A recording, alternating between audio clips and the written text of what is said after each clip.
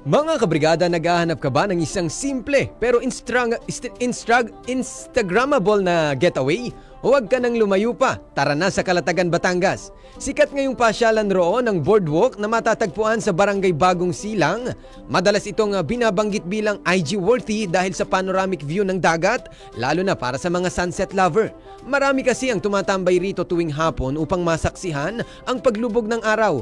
Tahimik din itong lugar, kaya kung gusto mong mapag-isa, magmuni-muni, pwede mong bisitahin ito.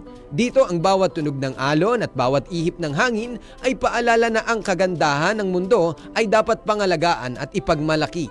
Marami rin ang mga resort at amenities sa paligid ng boardwalk.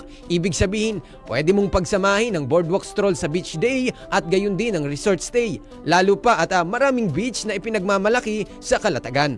Ang Calatagan Boardwalk ay bunga ng pagtutulungan ng mga lokal mula sa mga barangay official hanggang sa mga mangingisda at kabataan. Sama-sama silang nagtanim ng bakawan malapit dito at naglinis ng baybayin.